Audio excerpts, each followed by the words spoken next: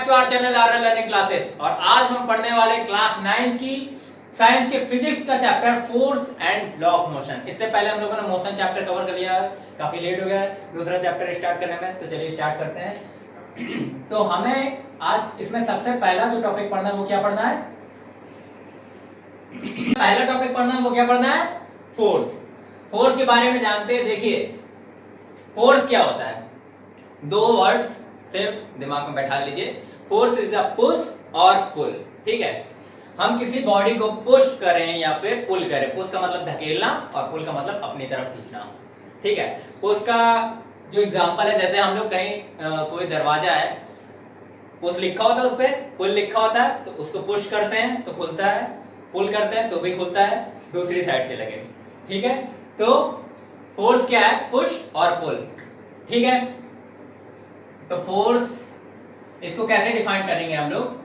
Force is a push और pull on any object. ठीक है, किसी भी ऑब्जेक्ट के, दूसरे अगर वर्ड्स में बोले हम लोग, किसी भी ऑब्जेक्ट के स्टेट, ठीक है, या फिर उसके डायरेक्शन में चेंज हो जाए, मोशन की डायरेक्शन में, या फिर उसके शेप में जो चेंज होता है, वो किस पे डिपेंड होता है? फोर्स पे। मतलब अगर ये तीनों में से कोई चीज हो रही है, मतलब उस पे फोर्स लग रहा है। ठीक है, तो 3 पॉइंट क्या होता है? 3 पॉइंट्स हम लोग क्या लिख सकते हैं? फोर्स चेंजेस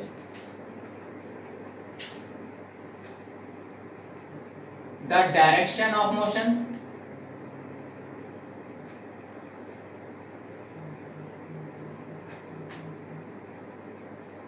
ओके, पहला पॉइंट हो गया।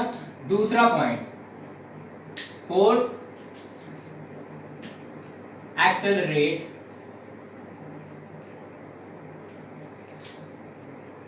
Body. Accelerate the body. Accelerate the body का मतलब है ये स्पीड बढ़ा सकता है। मान लो कोई बॉडी ऑलरेडी मोशन में है, तो हम क्या कहेंगे? अगर उस पे हम एक्स्ट्रा फोर्स लगा देंगे तो वो क्या, उसकी स्पीड बढ़ जाएगी। या फिर उसको पुल करेंगे, कोई बॉडी मोशन में, तो उसकी स्पीड को घटा भी सकता है। मतलब force can accelerate the body. Okay, या फिर रेस्ट में भी है।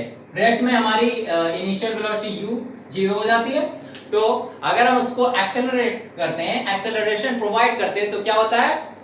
उसकी कोई ना कोई उसकी स्पीड गेन कर लेता है। वो 10 मीटर 5 मीटर पर सेकंड, कुछ भी ऐसी स्पीड वो गेन कर लेगा। ठीक है, तो force can accelerate the body. और अगर बॉडी ऑलरेडी मोशन में है तो उसकी डायरेक्शन को भी हम लोग चेंज कर सकते हैं। ठीक है, अब थर्ड पॉइंट आपका, force can change the shape of a body। किसी भी बॉडी का शेप भी चेंज किया जाता है।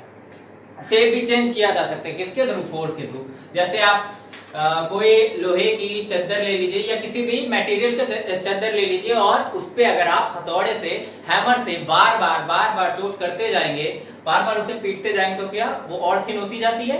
तो हम क्या कर रहे हैं? हथौड़े से उस पे फोर्स लगा रहे हैं और उसके शेप में चेंज कर रहे हैं। ठीक है, एल्युमिनियम को ले लीजिए। एल्युमिनियम को तो जो आप हथौड़े से नहीं, जो आपका और कोई मटेरियल होता है छोटा मोटा, मतलब उससे भारी मटेरियल, उससे भी करेंगे तब भी उसका शेप चेंज हो जाएगा, वो थोड़ा मुलायम होता है in comparison of iron. Okay, तो ये 3 पॉइंट है आपके। फोर्स क्या है? फोर्स इज अ पुश और पुल। एक लाइन का आंसर। ठीक है, फोर्स इज अ पुश और पुल ऑन एनी ऑब्जेक्ट। ठीक है, चलिए आगे बढ़ते हैं। तो देखिए अब हम देखते हैं फोर्स के बारे में थोड़ा और जानते हैं। ठीक है, फोर्स क्या है? फोर्स एक एक्सटर्नल फैक्टर है। ठीक है, फोर्स एक एक्सटर्नल फैक्टर है जो किसी बॉडी को रेस्ट में ला सकता है, या फिर रेस्ट में अगर बॉडी है तो उसे मोशन में ला सकता है। ठीक है, एक्सटर्नल फैक्टर मतलब एक्सटर्नल फोर्स हम उसको बोल सकते हैं। और एक्सटर्नल फैक्टर, मान लीजिए कोई भी बॉडी रेस्ट में है, उसको हम धक्का दे दें तो वो क्या मोशन में आएगी, अपने पोजीशन को चेंज करेगी, तो वो क्या होगा फोर्स होगा, फोर्स जिसकी वजह से कोई रेस्ट वाली बॉडी मोशन में आ सकती है और मोशन वाली बॉडी रेस्ट में आ सकती है, या फिर मोशन की स्पीड चेंज हो सकती है, एक्सेलरेट कर सकते हैं, मोशन की डायरेक्शन चेंज कर सकते हैं। ये तीनों पॉइंट बताएं। अब देखते हैं टाइप्स ऑफ फोर्स। देखिए फोर्स हमारे कितने होते हैं, दो टाइप के होते हैं। पहला देखते हैं बैलेंस्ड फोर्स, ओके, और सेकंड हमारे पास क्या है, अनबैलेंस्ड फोर्स।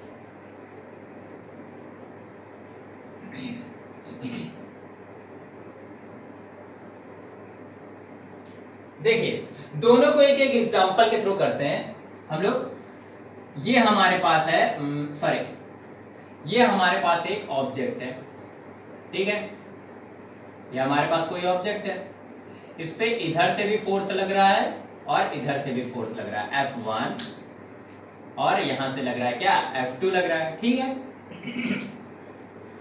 तो बैलेंस्ड फोर्स का मतलब क्या है, F1 इक्वल हो जाएगा F2 के, ठीक है।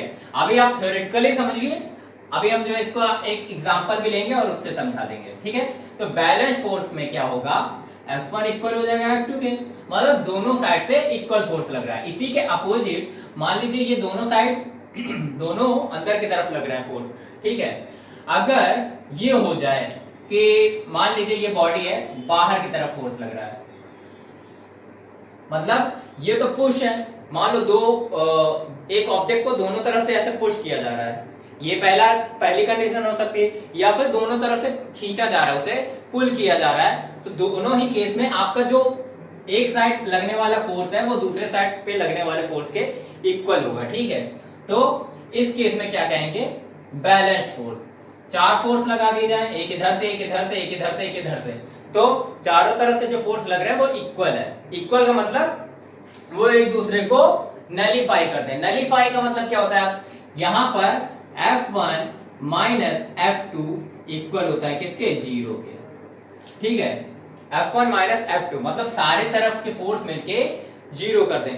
अब दूसरा है आपका यहाँ पे, देखिए F1 और F2 दोनों इक्वल होंगे दोनों तरफ से।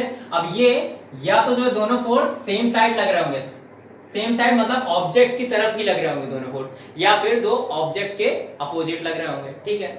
तो ये क्या है, F1 F2, और ये भी F1 F2 होगा, लेकिन ये क्या लग रहा है, बाहर की तरफ। हम लोग इसे पकड़ के खींच रहे हैं अपनी तरफ, एक बंदा इधर से खींच रहा है, एक बंदा इधर से खींच रहा है, ठीक है। अब देखते हैं अनबैलेंस्ड फोर्स में क्या है। अनबैलेंस्ड फोर्स में भी सेम चीज है, ठीक है। ये एक ऑब्जेक्ट है, ठीक है, और इधर एक फोर्स लग रहा है और एक इधर, हम पुल कर रहे हैं। पुल और पुश दोनों हो सकते हैं, जैसा कि आपको पता है।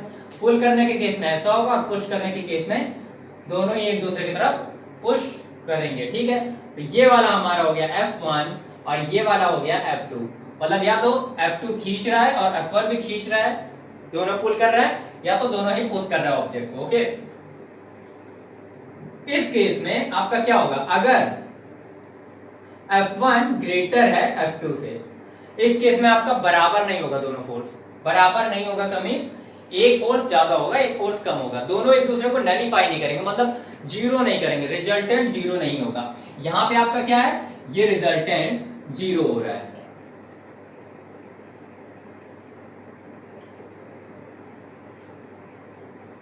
रिजल्टेंट आपका जीरो हो रहा है। रिजल्टेंट फोर्स का मतलब सारे फोर्स मिलके जो बॉडी को रख रहे हैं, स्टेबल कर रहे हैं एक ही जगह, ना बॉडी इधर जा रही है ना उधर जा रही है। तो इस केस में क्या है, रिजल्टेंट जीरो है, ठीक है। तो देखिए यहाँ पे एक तरफ से पुल हो रहा है, दूसरी तरफ से भी पुल हो रहा है, एक तरफ से पुश हो रहा है, दूसरी तरफ से पुश हो रहा है, ऐसे करके हम पुश करेंगे, ठीक है, ऐसे करके पुल करेंगे, अलग अलग फोर्स लगा, अलग अलग साइड से फोर्स लगा के। अगर फॉर एग्जांपल F1 ग्रेटर है F2 से, मतलब ये वाला फोर्स इससे बड़ा है, ठीक है, तो अगर पुश कर रहे होंगे तो मोशन किस डायरेक्शन में हो जाएगा, मोशन होगा डायरेक्शन F2 के डायरेक्शन में, सॉरी F1 के डायरेक्शन में।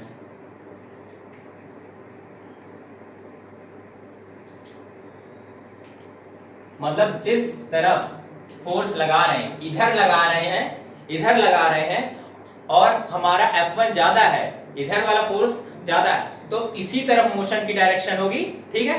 फोर्स की डायरेक्शन इस साइड है तो मोशन भी इसी डायरेक्शन में होगा, क्यों? F1 ज्यादा है। इन अपोजिट केस अगर पुल कर रहे हैं तो ऐसे हम पुल कर रहे हैं, मान लीजिए किसी चीज को ऐसे, तो हमारे फोर्स की डायरेक्शन किधर है? इधर, ठीक है। फोर्स की डायरेक्शन इधर है तो मोशन भी किधर होगा? इस साइड। अगर F1 ज्यादा होगा तो इस साइड मोशन होगा, ओके। दूसरे केस में हो सकता है F2 ग्रेटर देन, तो उस केस में क्या होगा? F2 की तरफ जो है ऑब्जेक्ट मूव हो जाएगा, ठीक है। तो ये बहुत ही सिंपल है। क्या है? अनबैलेंस फोर्स में दो फोर्स होंगे और एक फोर्स दूसरे से ज्यादा होगा, तो जिस साइड ज्यादा फोर्स लग रहा होगा ऑब्जेक्ट हमारा फोर्स के डायरेक्शन में, मतलब ग्रेटर फोर्स के डायरेक्शन में मूव होगा, ठीक है। Object will move in the greater force direction, in the direction of greater force, okay. तो फॉर एग्जांपल जैसे कि हमारे पुरानी मूवीज में क्या होता था, एक माँ होती थी और उनके एक बेटा होता था। अब उसका कोई हमशक्ल आ जाता था तो वो बोलता था नहीं ये मेरी माँ है, और ओरिजिनल वाला बेटा बोलता था नहीं ये मेरी माँ है। तो माँ उस केस में क्या करती थी? माँ कहती थी मैं ऐसे खड़ी हो जा रही हूँ, दोनों लोग एक दूसरे की तरफ घसीट, जो हमें अपनी तरफ घसीट के लेके चला जाएगा वो मेरा ओरिजिनल बेटा होगा, ठीक है। तो उस केस में क्या होता था? माँ ऐसे खड़ी हो जाती थी यहाँ पे, ओके, और यहाँ से एक बेटा घसीटता है F1 लगा के, और यहाँ पे एक बेटा घसीटता है F2 लगा के, ठीक है। F1 F2 तो हो गए दो बेटे उसके, ठीक। तो जब दोनों जो है इक्वली फोर्स लगा रहे हैं, क्योंकि भाई दोनों बेटे हैं सेम उम्र के, तो इक्वली फोर्स लगा रहे होंगे भाई, क्या पता। जब तक इक्वली फोर्स लगा रहे हैं तो क्या होता है? माँ वहीं पे है, माँ एक ही जगह पे स्टेबल रहती है उस समय, ठीक है, लेकिन वो हिल नहीं पा रही इधर उधर, ठीक है। तो F1 और F2 क्यों माँ एक जगह पे? क्योंकि इक्वल है, इक्वल होने पे F2 माइनस F1 या F1 माइनस F2 जीरो आ जा रहा है, तो कोई भी मोशन नहीं हो रहा, या पुश करने में भी कोई मोशन नहीं होगा। ये पुल का एग्जांपल है, ठीक है, ठीक है। उसके बाद जो क्या कहते हैं, अगर मान लो F1 जो बेटा है उसके पास ज्यादा ताकत है तो वो ज्यादा घसीट ले जाएगा, तो माँ के फोर्स की माँ के मोशन की डायरेक्शन किधर होगी? माँ उधर चली जाएंगी, ठीक है। क्यों? क्योंकि F1 ज्यादा था, सिंपल। दूसरे केस में अगर F2 ज्यादा होगा तो माँ इधर मूव हो जाएंगी। उसके बाद पुश का जो एग्जांपल है, जैसे हम लोग पंजे लड़ाते हैं, स्कूल में बहुत गेम होता है कि पंजा लड़ा के देखते हैं कि कौन किसको हरा सकता है, ऐसे हम लोग कंपैरिजन करते हैं। तो पंजे के केस में क्या होता है, हम लोग जब पंजा लड़ा रहे होते हैं तो उस समय क्या होता है? पुश करते हैं, हम लोग पुश करते हैं, इस तरह से होता है, ये इधर पुश कर रहा है, ये इधर पुश कर रहा है। दोनों केस में क्या होता है, जब तक हम दोनों का फोर्स इक्वल है, F1 इक्वल टू F2 है, तो इधर वाला इधर पुश करेगा, F2 वाला इधर, लेकिन हाथ यही रहता है। और जब F1 का ज्यादा हो जाता है तो वो हाथ इधर चला जाता है, और जब F2 का ज्यादा होता है तो हाथ इधर चला जाता है। तो डायरेक्शन ऑफ मोशन की इधर है जिधर ग्रेटर फोर्स है। इतना ही है बैलेंस और अनबैलेंस फोर्स के बारे में। अब नेक्स्ट टाइम पे हम लोग इसके कुछ और टॉपिक्स पढ़ेंगे। अगर आपको वीडियो समझ में आए तो हमारी वीडियो को लाइक करिए, शेयर करिए और हमारे चैनल को सब्सक्राइब करिए ज्यादा से ज्यादा। और इस चैप्टर के नोट्स आपको हमारे टेलीग्राम लिंक पर मिल जाएंगे, सॉरी टेलीग्राम चैनल पे मिल जाएंगे, और हमारे व्हाट्सएप ग्रुप पे भी अवेलेबल हो जाएंगे। तो मिलते हैं नेक्स्ट क्लास में आगे के टॉपिक के साथ, तब तक के लिए खुश रहिए एंड थैंक्स फॉर वॉचिंग।